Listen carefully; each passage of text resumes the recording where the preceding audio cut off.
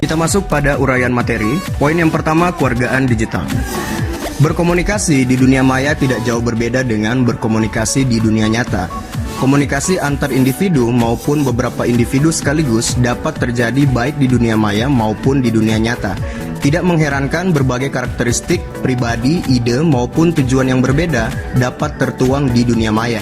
Namun, sifat dunia maya yang tidak mempertemukan individu-individu tersebut secara langsung dapat mendorong menipisnya bahkan hilangnya norma-norma sopan santun, tanggung jawab, dan etiket dalam berkomunikasi. Apakah Anda menggunakan internet untuk berbagai pakai atau sharing informasi tentang diri Anda dan rekan yang lain, berkomunikasi dengan kawan-kawan, mengomentari hal-hal yang Anda lihat secara online, bermain games, mengunduh bahkan untuk mengerjakan tugas, atau membeli barang secara online?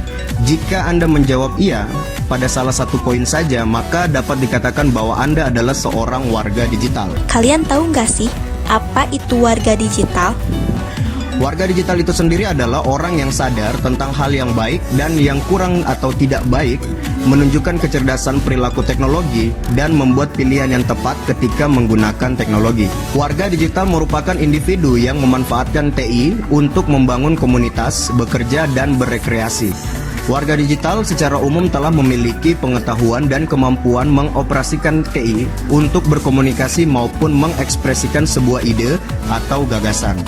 Contohnya bermain Facebook, menulis blog, mencari informasi di forum, dan lain-lain sebagainya. Sama halnya dengan warga dunia nyata, semua warga digital memiliki kewajiban untuk menjaga etiket dan norma, serta memiliki rasa tanggung jawab dalam berperilaku di dunia maya.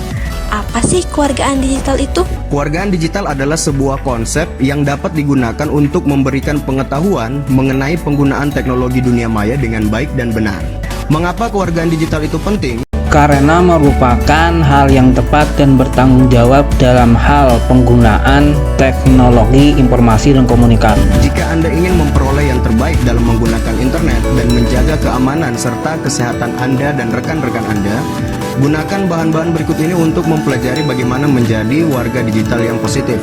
Rentang usia warga digital mulai bergeser seiring dengan semakin mudahnya akses teknologi, tampilan, dan fitur yang semakin memanjakan pengguna, membuat anak-anak di usia belia telah dapat memanfaatkan teknologi tersebut untuk berkomunikasi, mencari, dan bertukar informasi di dunia maya.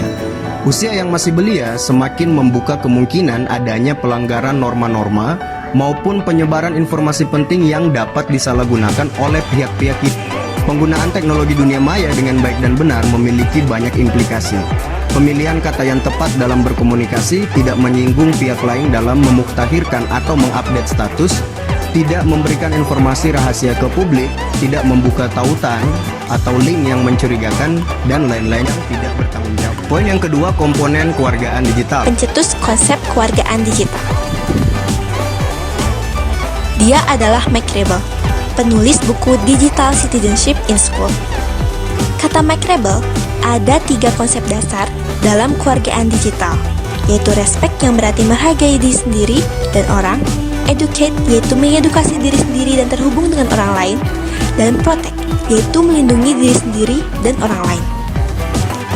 Nah, lalu dari konsep dasar tadi dikelompokkan lagi pelaksanaan kewargaan digital itu dalam 3 lingkungan yang masing-masing punya 3 komponen, jadi jumlahnya 9 komponen yang dikategorikan menjadi 3 kategori berdasarkan pemanfaatannya. Poin yang pertama, lingkungan belajar dan akademis. TI telah menjadi bagian dari lingkungan belajar dan akademis, baik bagi pengajar maupun bagi Anda yang secara aktif memanfaatkan TI dalam mencari informasi, data maupun literatur yang digunakan untuk keperluan akademis.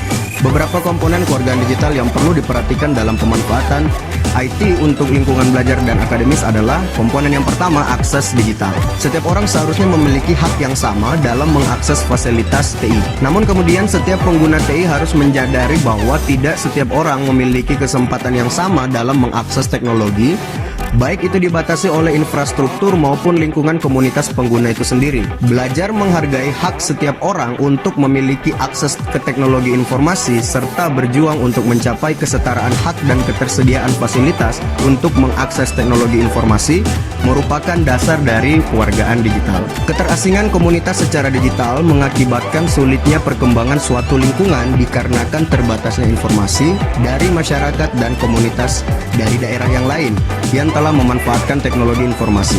Setiap warga digital juga harus menyadari faktor-faktor penghambat akses ke teknologi informasi, mulai dari faktor infrastruktur hingga faktor adat dan budaya. Seiring berkembangnya teknologi, akses digital juga semakin mudah diperoleh, sehingga tantangan terbesar selanjutnya adalah pembiasaan terhadap pemanfaatan teknologi itu sendiri. Komponen yang kedua adalah komunikasi digital. Dalam lingkungan belajar, akademis, maupun lingkungan kerja dan masyarakat umum nantinya, komunikasi merupakan kewajiban yang harus dilakukan setiap orang untuk dapat bertukar informasi dan ide. Komunikasi dapat dilakukan secara satu arah, dua arah, antar pribadi maupun komunikasi dalam sebuah forum. Perkembangan teknologi digital telah mengubah seseorang dalam berkomunikasi. Berbagai bentuk komunikasi digital yang tersedia seperti email, SMS, chatting, forum, dan berbagai bentuk lainnya memungkinkan setiap individu untuk terus dapat terhubung dengan individu lainnya. Setiap warga digital diharapkan dapat mengetahui berbagai jenis komunikasi menggunakan media digital. Warga digital juga diharapkan dapat mengetahui kelebihan dan kekurangan dari setiap jenis komunikasi tersebut, sehingga dapat memilih penggunaan komunikasi yang tepat sesuai dengan kebutuhan. Komponen yang ketiga adalah literasi digital.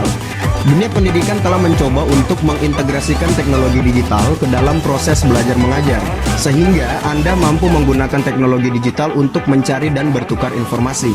Namun pada kenyataannya teknologi yang digunakan dalam dunia kerja sedikit berbeda dengan yang digunakan di sekolah.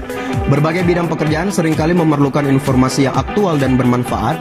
Pekerja dituntut untuk memiliki kemampuan untuk mencari dan memproses data secara kompleks dalam waktu yang singkat. Sementara itu ketergantungan Anda pada pengajar belum seirama dengan tuntutan dunia kerja.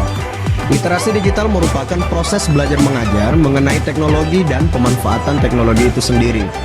Pelajar dan pengajar diharapkan dapat belajar apa saja, kapan saja, dan dari mana saja. Saat teknologi baru muncul, maka para pelajar dan pengajar diharapkan dapat beradaptasi secara cepat dan tidak terpaku pada satu jenis teknologi. Kategori yang kedua adalah lingkungan sekolah dan tingkah laku. Dengan komponen yang keempat adalah hak digital. Sama halnya dengan perlindungan hak asasi di dunia nyata, para warga digital juga memiliki perlindungan hak di dunia digital. Setiap warga digital memiliki hak atas privasi, kebebasan berbicara, dan lain-lain sebagainya. Hak tersebut haruslah dipahami oleh setiap warga digital. Dengan adanya hak tersebut, maka setiap warga digital juga memiliki kewajiban yang harus dipenuhi. Setiap warga digital harus ikut membantu dalam pemanfaatan teknologi secara benar, mengikuti tata krama yang berlaku, baik yang tersirat maupun yang tersurat. Contoh nyatanya adalah tidak melakukan pembajakan konten, tidak menyebarkan informasi palsu, dan tidak memancing emosi pengguna teknologi informasi lainnya. Komponen yang kelima adalah etiket digital. Seringkali pengguna teknologi digital tidak peduli dengan etiket penggunaan teknologi, tetapi langsung menggunakan produk tanpa mengetahui aturan serta tata krama penggunaannya. Atau sudah mengetahui tetapi menganggap etiket digital tidak terlalu penting untuk diperhatikan. Seringkali para pengguna digital melupakan bahwa walaupun dalam dunia digital para pengguna tidak saling bertatap muka, tetapi perlu diperhatikan bahwa di balik setiap akun, di balik setiap postingan forum, terdapat individu lainnya yang dapat tersinggung jika melanggar tata krama. Etiket digital dibuat dengan tujuan untuk menjaga perasaan dan kenyamanan pengguna lainnya. Namun peraturan saja tidak cukup. Seringkali para pengguna tidak mengetahui aturan tersebut ataupun malas membaca peraturan. Kita juga harus mengajarkan setiap pengguna teknologi digital untuk bertanggung jawab dalam pemanfaatan teknologi itu sendiri. Komponen yang keenam, keamanan digital. Dalam setiap komunitas terdapat individu yang mencuri karya, merusak ataupun mengganggu individu lainnya. Meskipun tidak boleh berburuk sangka, kita tidak dapat mempercayai seseorang begitu saja, karena hal tersebut akan beresiko terhadap keamanan kita. Hal ini juga berlaku dalam dunia digital. Dalam dunia nyata kita membangun pagar, mengunci pintu, menambahkan alarm dalam rumah kita dengan alasan keamanan. Hal yang sama juga perlu diterapkan dalam dunia digital, seperti menginstal antivirus, firewall, membackup data, dan menjaga data sensitif seperti username dan password. Sebagai warga digital, kita harus berhati-hati dan menjaga informasi dari pihak yang tidak bertanggung jawab. Kategori yang ketiga adalah kehidupan Anda di luar lingkungan sekolah. dengan komponen yang ketujuh, hukum digital. Hukum digital mengatur etiket penggunaan teknologi dalam masyarakat. Warga digital perlu menyadari bahwa mencuri ataupun merusak pekerjaan, data diri maupun properti online orang lain merupakan perbuatan yang melanggar hukum. Contoh perbuatan yang melanggar hukum antara lain meretas informasi atau website, mengunduh musik ilegal, plagiarisme, membuat virus, mengirimkan spam ataupun mencuri identitas orang lain. Hukum cyber atau cyber law di Indonesia sendiri dapat dikategorikan menjadi 5 aspek besar. Yang pertama aspek hak cipta, yang kedua aspek merek dagang, yang ketiga aspek fitnah dan pencemaran nama baik, yang keempat aspek privasi, yang kelima aspek yuridiksi dalam ruang cyber. Komponen yang 8, transaksi digital. Warga digital perlu menyadari bahwa sebagian besar dari proses jual beli telah dilaksanakan secara online. Berbagai situs jual beli lokal dapat dengan mudah diakses oleh penjual dan pembeli, seperti Bukalapak, Kaskus, Tokopedia, Shopee, dan lain-lain sebagainya. Mudahnya akses dan semakin tingginya tingkat kesadaran masyarakat akan teknologi informasi ikut mendorong tumbuhnya pasar jual beli online di Indonesia. Dalam jual beli online, penjual dan pembeli perlu menyadari resiko dan keuntungan yang didapat dari jual beli online. Mulai dari resiko penipuan, perbedaan barang yang dikirim, lama pengiriman, hingga legalitas barang yang diperjualbelikan. Warga digital perlu mengetahui bagaimana menjadi pembeli maupun penjual online yang baik. Komponen yang ke-9, kesehatan digital. Di balik manfaat teknologi digital terdapat beberapa ancaman kesehatan yang perlu diperhatikan, seperti kesehatan mata, telinga, tangan, bahkan keseluruhan badan. Tidak hanya kesehatan fisik, kesehatan mental juga dapat terancam jika pengguna tidak mengatur penggunaan teknologi digital. Untuk mencegahnya, pengguna perlu menyadari bahaya-bahaya yang dapat ditimbulkan oleh teknologi digital itu sendiri. Pembahasan yang selanjutnya adalah akronim THING. Setelah memahami 9 komponen di atas, Anda telah menyadari pentingnya kewargaan digital. Untuk menyederhanakan dan agar mudah mengingat ke-9 komponen di atas, sebagai jembatan Anda dapat menggunakan akronim pengingat THING sebelum Anda berkomunikasi di dunia digital, baik itu email, Facebook, forum, dan lain-lain sebagainya. THING merupakan akronim dari yang pertama, is it true atau benarkah? Yang artinya benarkah postingan Anda atau hanya isu yang tidak jelas sumbernya. Yang kedua, is it hurtful atau menyakitkankah? Yang artinya apakah postingan Anda akan menyakiti perasaan orang lain. Yang ketiga, is it illegal atau ilegal kan? Yang artinya apakah postingan Anda atau yang Anda kerjakan di dunia internet adalah sebuah hal yang ilegal.